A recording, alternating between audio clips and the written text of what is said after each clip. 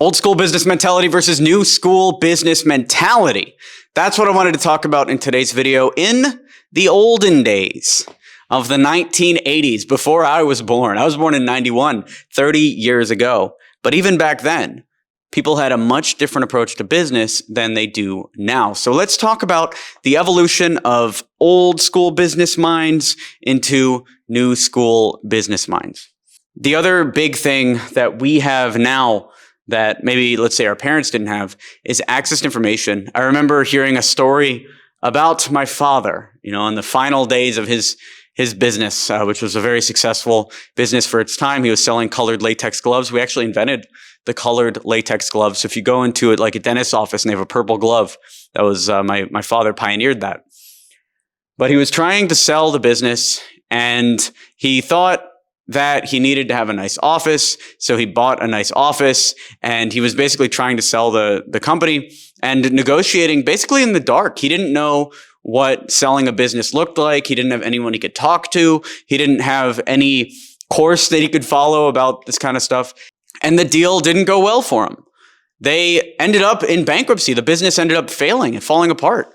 And he probably, if he was in today's world doing the same thing, would have succeeded with the acquisition. And that's the biggest difference between the old school business people and the new school business people is we have all of this access to information.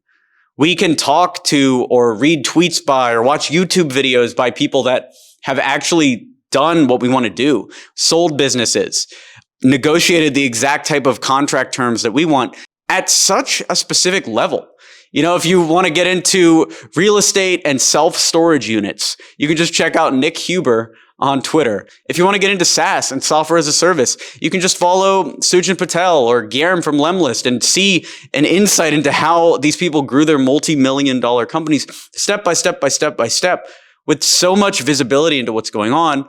Or if you really wanted to talk to them directly, you just ping them on Twitter and they're right there. We're living in an age where the world's richest man, Elon Musk, is tweeting every thought he has into the Bird app.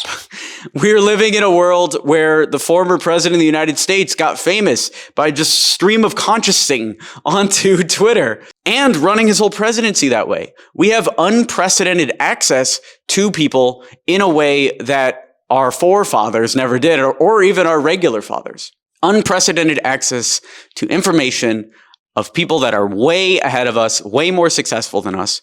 And what that allows us to do is do things that they never dreamed about. The average IQ increases with every generation, and it's not because humans are really getting smarter, which maybe we are, better diets and all that stuff, but it's really because every innovation builds on everything that comes before it, right? My businesses come from not only watching my parents grow their business, watching my brothers grow their businesses, but also from watching people on YouTube. Noah Kagan building AppSumo. I was watching that when I was in college, watching him live stream, watching Ryan Holiday build American Apparel, just seeing Tim Ferriss do his book launches, and then even modern day ones, watching Black Hat Wizard grow on Twitter, watching Luke Alexander on Twitter grow up and build this whole brand from nothing. Cardinal Mason hitting on TikTok. I'm seeing all this stuff happen. And it's all so inspirational and stuff that I never would think about if I was just in my own world. Think about where you'd be without the internet. Without the internet, I would still probably be in Tampa, Florida, and maybe I'd be managing real estate or maybe a lawyer or something. I don't know, because my eyes would have never been opened to the world of entrepreneurship, the freedom of being able to do this stuff. And also, we wouldn't be able to be nomads or live wherever we want or do any of this stuff if it wasn't for the internet. So that is what has changed really from the old school business to the new school business.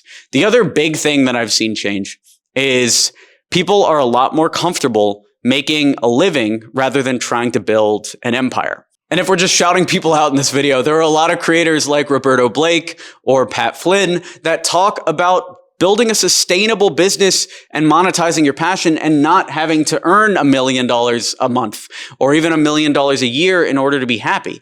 And it's such a different type of business than even existed 30 years ago. Not even something that people could conceptualize because you were either successful or not. And now it's more like you are happy and you're earning money, and maybe you make 50K a year, but you're living your dream. And that's totally cool for some people.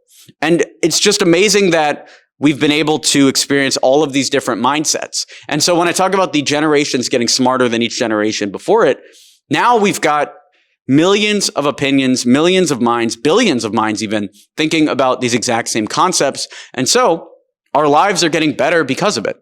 Is everyone's life getting better? No, because the internet, which is the best tool out there, it's the thing that's changing our life, your life, because you're watching this video, you've seen this channel. I'm assuming you're connected to some of these people. If not, start following them and letting them into your life. But this tool is the game changer for you. And you can either use it to follow a bunch of depression memes and get really sad, or you can use it to follow a bunch of hype accounts, money accounts, business accounts, and you can use it to change your life. And that's the biggest difference between old school entrepreneurship and new school entrepreneurship is before, if you wanted to change your inputs, you would have to go make new friends. Now you just have to follow new people. So go out there, change your mindset, start taking advantage of this new generation and pick your path. Do you want to be a lifestyle entrepreneur? Do you want to build an empire? Or do you want to do something in between? Let me know in the comments below. What do you want to build in the next 2 years? Let's talk about it. Would love to get a conversation going. Smash that like button to encourage this type of content on YouTube. Subscribe for more videos like this, and I'll talk to you soon. Thanks for watching. I'm Alex Berman.